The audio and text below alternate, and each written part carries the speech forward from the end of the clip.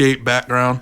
Yeah. And he flies across the screen. I generated it in Illustrator and then brought it into After Effects. Made it a 3D object, okay? And then animated it. So the cat comes out of nowhere and he flies, and as he gets to about the center of the screen, it's like, meow, and then he keeps going, and it took, to give you an idea, that took about half an hour to do that. Mm-hmm. Whereas if you had created that image from nothing, that's the first hurdle, okay? Sure. And it would have taken forever. Oh, absolutely! It's one of the things I'm enjoying several hours. about. It would have taken several hours about AI. It's and we've built a lot of things traditionally over the years. You and I built a bunch of games together, and we know that to produce art and produce assets, it takes a lot of time. And I guess it really depends what you're looking for. Some of this stuff is it's like, are you going through the experience to draw art because you enjoy drawing a painting? It's still there for you. You can do that. Yeah. Are you trying to produce something commercially? Well, you might want to hit the gas pedal on some of that stuff. Some of the best artists I know go to the internet for reference already. So, and Adobe is doing an interesting thing where they're trying to take a different approach to this. What is so funny? I can't, Greg and I are like the bad kids in the back of the class. Sorry. I was trying to focus here. We have to be separated. There was a weird, I don't know if I made the noise, if it was me breathing in or something. I think it was you. Welcome to Culture Copia, the podcast where we discuss all things pop culture, from the movies and games we loved as a kid to new releases and everything in between, and just about anything else that pops in our heads. Rob, Greg, you guys ready? I'm ready. Let's do it. Sorry, didn't mean to derail you. Go ahead. That's all good. I was just going to say Adobe is taking, we'll say like a moral high ground approach to this. Yeah. They're building an AI system. First of all, you can't use it commercially right now. It's called Firefly. You can use it, but you can't sell anything that comes out of it until they kind of sort some issues. So they're going with that approach where they're going to pay artists to fill their engine. Yeah. Mid-Journey, their approach was kind of scoop up the internet at first. They're now paying artists, and this is becoming a trend with these AI engines. They're paying artists, they're paying writers. They're basically paying content curators to build the engine. So if folks have like a moral sticky ground about using certain AI is being developed with content that is specifically for that. So maybe that's a little bit of an easier, sell for folks. AI was also one of the topics on the actor strike. That was one of the issues that they had to get resolved too. Yeah. So it's interesting. This is already like seeping into almost everyday life. It's more especially more so like culture-wise, because we're talking arts, we're talking musics, we're talking, everything. Yeah, like you can. They've got AI like music generators, do they not, Nate? Like you can go in and tell it to generate this song, and they're not bad. Well, what about like the? What about I've heard the quite AI? a few, and it's like, I've heard a game where it's like, is this AI, or is it the artist? And a lot of them you can't tell. There was a few that were like, pretty obvious. Yeah, because it's kind of repetitive. Yeah, but there's some of them. The song lyrics are like, okay, so, why not? So does Greta Van Fleet exist, or is that just an AI led? I'm pretty sure they exist. And you know what? I did listen to them when they first got hot, but then I was like, this is fucking Led Zeppelin. And now, dude, that's a meme on the fucking. Yeah. Did I tell you about the first time I ever heard them? I was at a party at my friend Beth's house, and they had like Pandora or something going. And you and Pandora. Shut up, Pandora. Whatever it was. Maybe it was Spotify. I don't know. No, it was probably Pandora. Some sort of media. But I heard the song. And I've heard every fucking Zeppelin song. You know what I mean? Yeah. Like I grew up listening to that with my dad. You know what I mean? Like it was such a big part of like all that music. Such a big part of my life, my childhood. And I'm like, I've never heard this Zeppelin song before. Right. Is this like sometimes they'll do like the hidden track releases. Right. Like, I think they did like with the Hendrix. demos or something like that. Yeah, that's what I thought. I was like, okay, new Led Zeppelin. Yeah. Like, and I was like, so I look at the computer screen or whatever it was, and I'm like, oh, it's not even Zeppelin. Like, you could have fucking fooled me, dude. Oh, absolutely. It sounds just like Robert Plant. Right. Yeah. So is he an AI Robert Plant? No, I think they do exist, but I think that's testament to like them like falling out. Yeah. Nowadays it's really hard to find a true original like song that's popular because a lot of it's resampled from a lot of the old stuff. Oh right? yeah. So I think we tend to be like, yeah, this is cool. It's got a cool feel to it, but it still has the artist performing it. It still has their twist and their style on it. Yeah. And I think in the case with Greta Van Fleet it was too much on the nose. Yeah. It was just a new Led Zeppelin songs. Where if it was like, if they would have kept their original style, but had that Led Zeppelin feel. Well, I mean, they were basically Led Zeppelin light or whatever. I think it was their second or third album. They kind of went in a little different direction. Kind of had more of a prog rock, like Rush and Kansas and like King Crimson kind of feel to it. So I think they probably realized. Well, I mean, the thing is too with a lot of those bands, it's a lot of just blues inspired riffs. Right. And you see a lot of these like, okay, is this an original song or did they rip off this older artist? And it's like, well, no, there's certain chord progressions that sound good together. Right. So you're going to run into that a lot. Mm-hmm. Yeah. Yeah, art being inspired by art. In a lot of ways, art is this, we inherit previous art from our previous generations. Like I've heard some people say nothing's original anymore, but the way you do it is original. Yeah. So it's kind of the way you put it together these days. Simpsons. And what I find interesting about these machines, like take ChatGPT, if you ask it, could you figure out a new law of science? It'll tell you no. Yeah. It'll tell you all it can do is pattern recognize. So unless you feed Led Zeppelin into it, you're not going to get Led Zeppelin out of it. So Led Zeppelin has to do the human work to create Led Zeppelin in order to even begin to be copied. Mm-hmm. And I find that really interesting as we look at AI and what makes it special versus what makes us special as people. Yeah. Will it take all the jobs? Probably not. There's certain things that humans do really well that even AI, if it's funny, if you ask the language models, they'll tell you the same thing. AI will say, I suck at this. Creativity, no me. Direction, nope. And so it suggests a partnership. The idea of, it'll even say, I'm a tool. AI is like, I'm a tool. Yeah. Maybe me too, but AI is also a tool. AI wears Ed Hardy? So it requires that human collaboration, or else it's nothing without people. Yeah. Right. So I think maybe that's part of the misconceptions I've heard talking to folks that have maybe only seen Terminator or Judgment Day or War Games or all these disaster situations. I mean, first, in my humble opinion, it's not that smart yet. Nothing currently is that scary. No. And secondly, it really is like this synergetic thing more than I'm finding it to be like an antagonistic thing. Yeah. Yeah. So that's what I think about the art thing. It's the idea of it's like an accelerated inspiration cycle. This is what happens when you take all the artists and eat all the content and mix it together in real time. I could flip through the internet page by page through DeviantArt and look at my favorite artists and get inspired on Pinterest and do all this manually. Right. The machine's crazy. It consumes and processes instantaneously. We've hit a fast forward button. Yeah. I used AI earlier this year when I was in school for a project, and I asked my instructor, can I? Would you allow this? This is what I'm doing, but and I was like, here's my process on how I want to do it. So that it took some knowledge that I had learned in the class. It wasn't like I was just, but I was. And he's like, yeah, absolutely. He's like, he had a son. His son was beta testing Firefly, right? And so there was this big discussion in class because I was showing other students like, dude, you guys got to check this out. Like this Mid-Journey shit is no joke, especially for what we're doing. Oh yeah.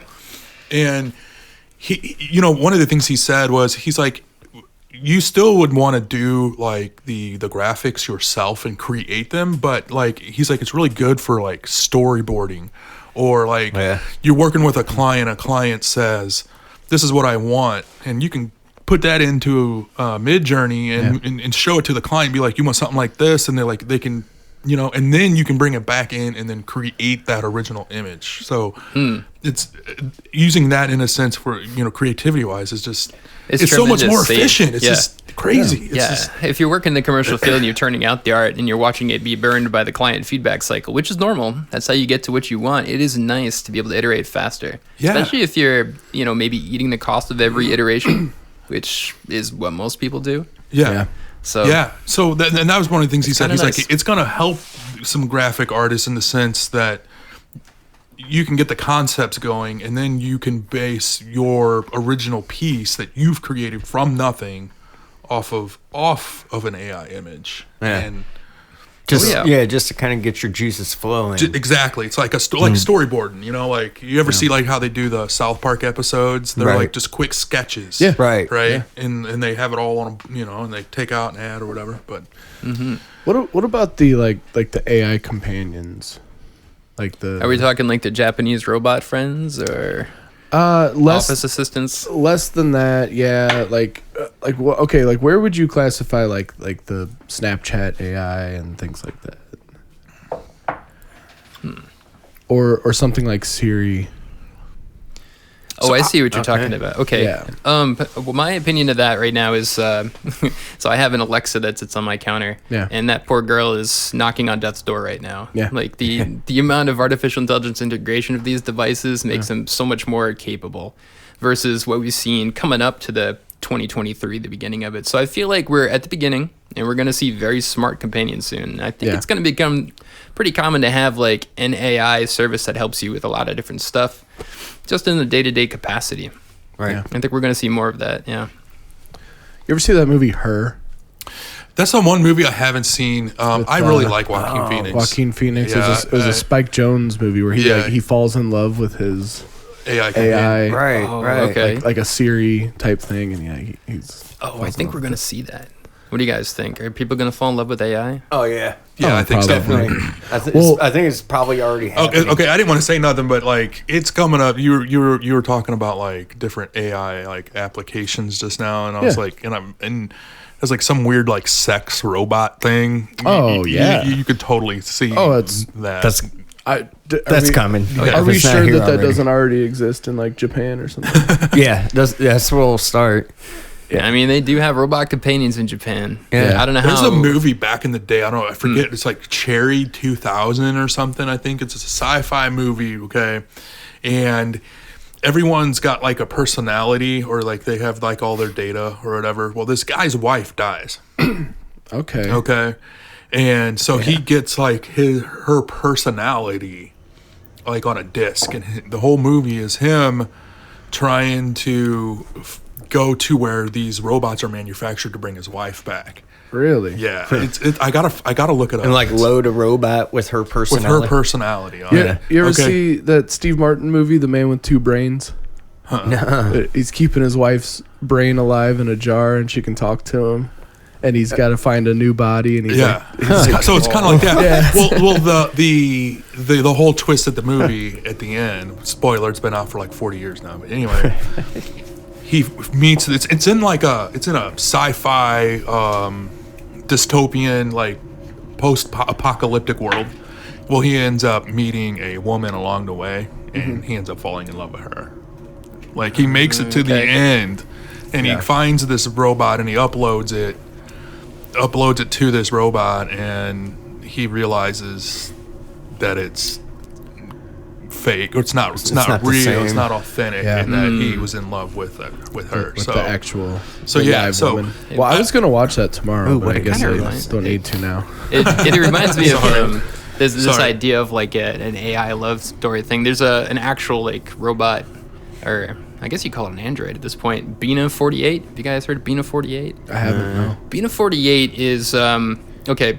So Bina 48 is basically a bust. If you see the actual Bina, okay, I have seen the that. head, Yes, shoulders. yes. It's modeled after this guy's wife who passed away, and he had collected tons and tons of information about her and the way she thought before she passed away, and he put it into this bot essentially and created this AI like early on. We're talking. So I first talked to this guy in 2011. I was living in Vermont at the time.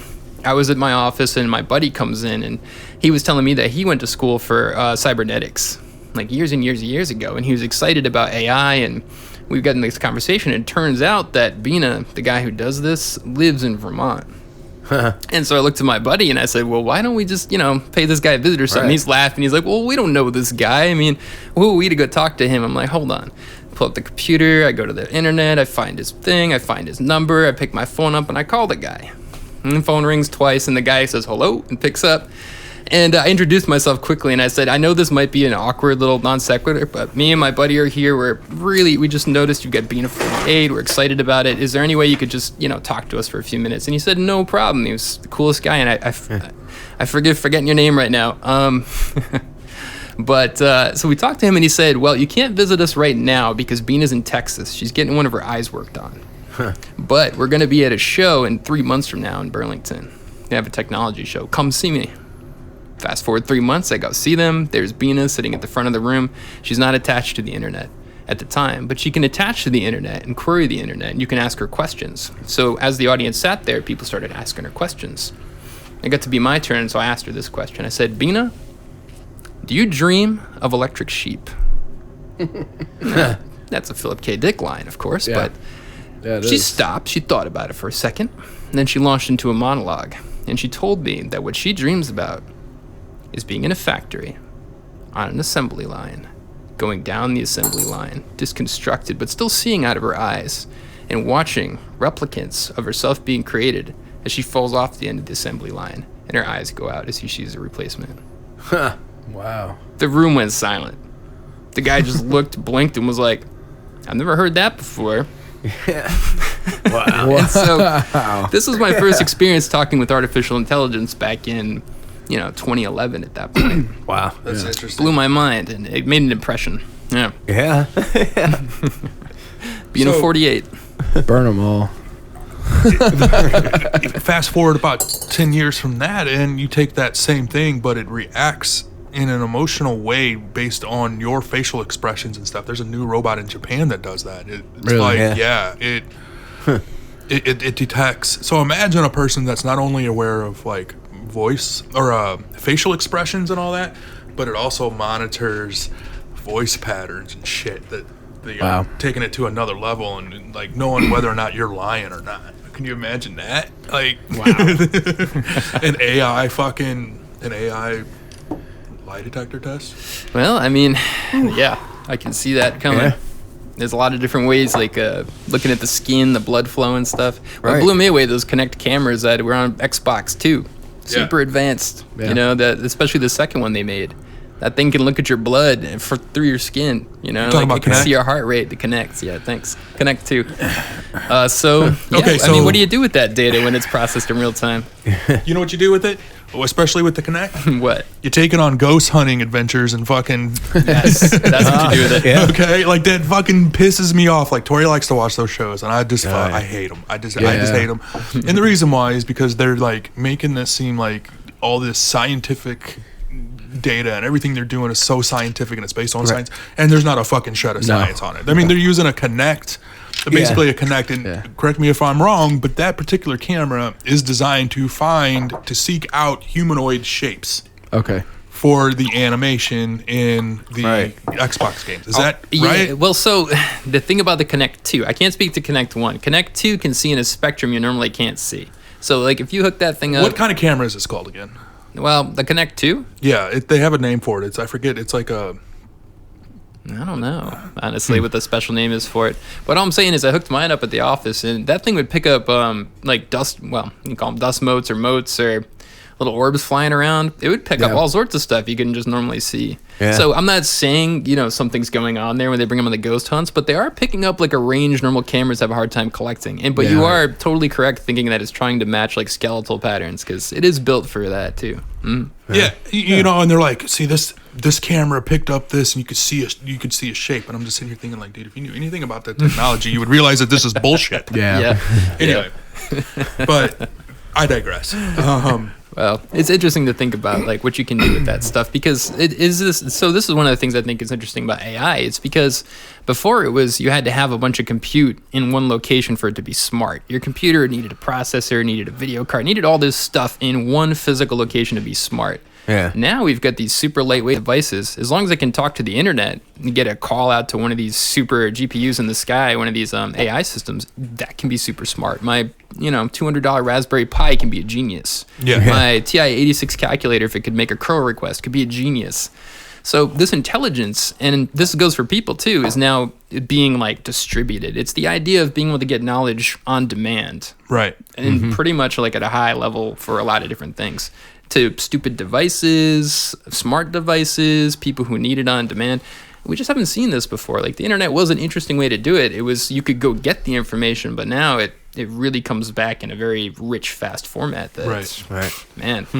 So one of the things stuff. I wanted to bring up was the coloring book that you and your wife did. You guys basically went through in Midjourney and typed in prompts and curated a collection and turned it into a really awesome coloring book. Why don't you walk us through that process, what that was like, and Sure. how you got it to distribution and all that? Well, my wife is a graphic designer by trade, and she's been a professional designer for, I don't know, over 10 years at this point. And she went to art school, and she can paint and draw and Illustrator and all this stuff by hand. She's been doing that for years. And She's really good, too.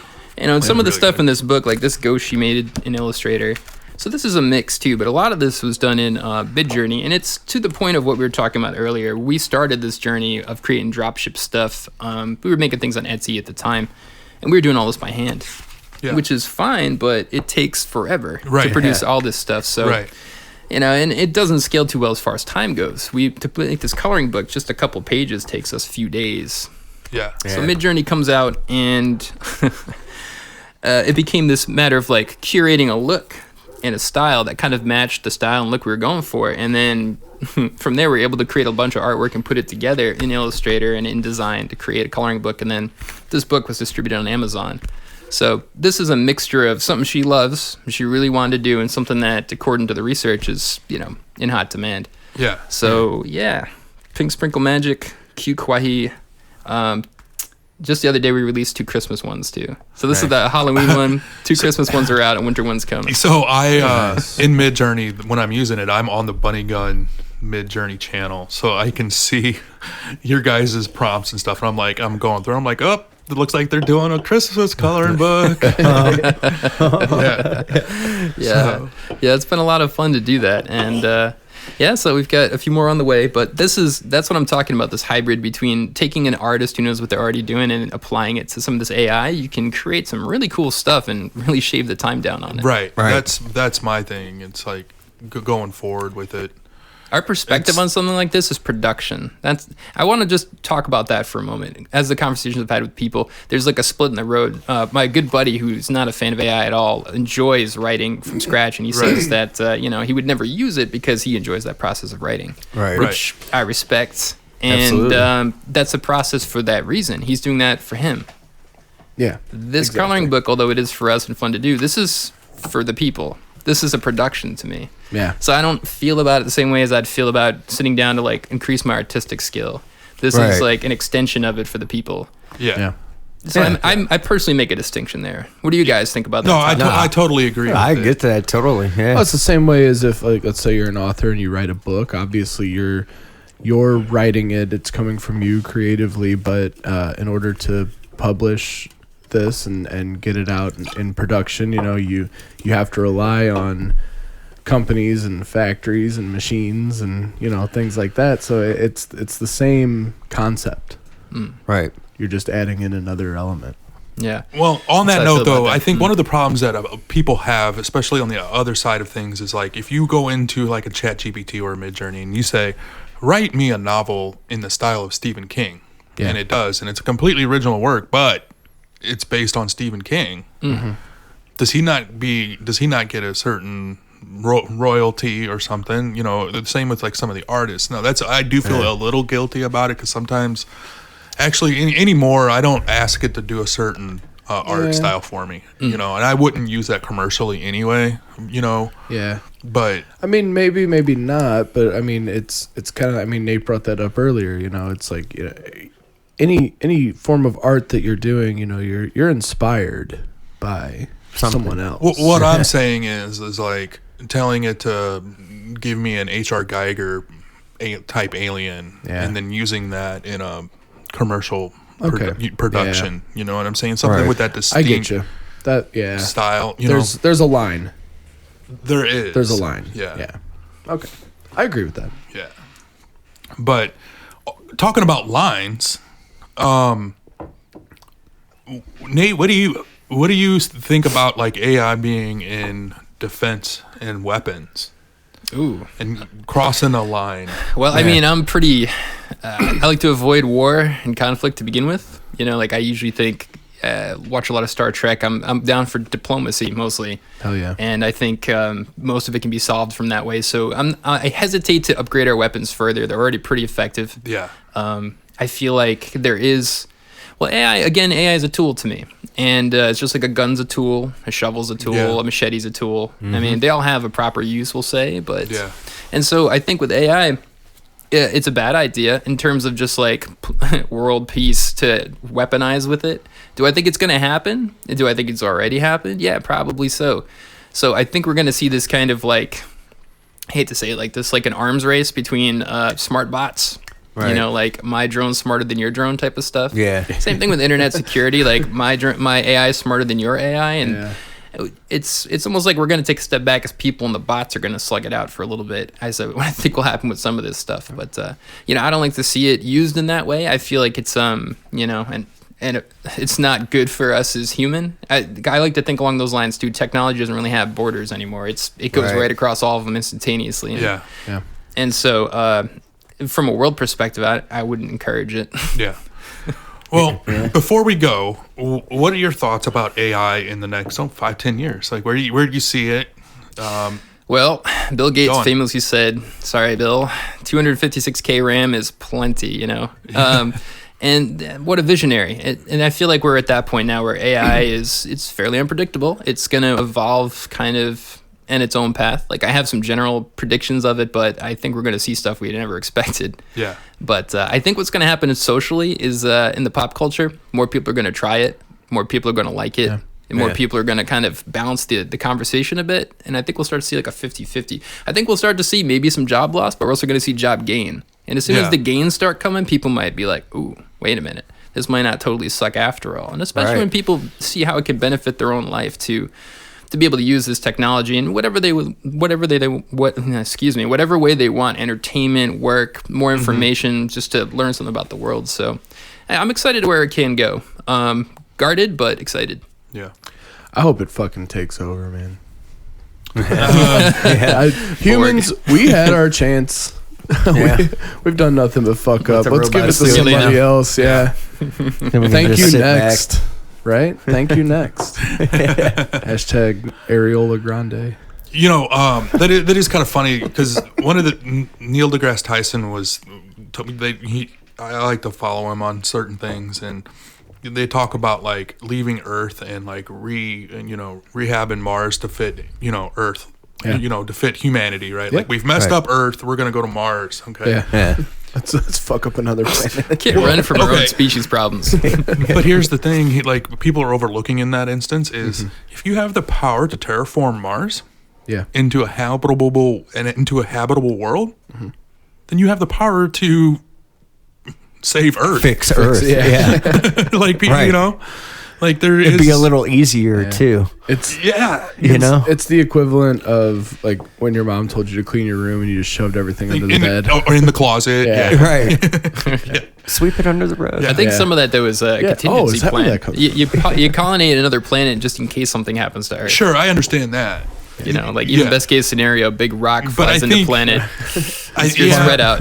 But in the meantime, we should probably work on Earth first. Right. I feel like it's happening simultaneously. Two things are going at once. I don't feel like it has to happen in parallel. That's true. But I hear you're coming from like that's a lot of money to spend. We could just give it a little more Mars effort. When you could like maybe fix San Francisco downtown. Which happened with it. Actually, I don't know if this is the time for it, but did you see when a Chinese president came? They cleaned up some of the streets out in San Francisco. They kind of like parted the seas over there, and now it was like cleaned, and they put planters up where there was homeless village. Right. No. They could do it for the Chinese president. Like, so I feel you on that front. Like, we take this guy down every street and every road. Exactly. Take him on a year tour of America. Everybody's cleaning. So hey, if we respect that president of another country country that much. Why not our own people? Right. Yeah. So, Well, real quick, wrapping it up, I glanced over a quick article, and they were saying that AI can help us with the climate crisis, right? Yeah. Like seeing Yeah. patterns and recognition of like, so just it's got the potential to like really change us profoundly. So I think so. yeah. So you guys, I think that's going to do it. Nate, welcome to the team. Yeah, it's good to well, have you on. cheers. Good to have Yeah, you thanks for on. having me. So we're gonna call it a break for now. Up next, we've got 2000s, Yep. and so we're looking forward to that. Oh, yeah. So tune in, and we'll see you next time. See ya. See ya. Whoop whoop.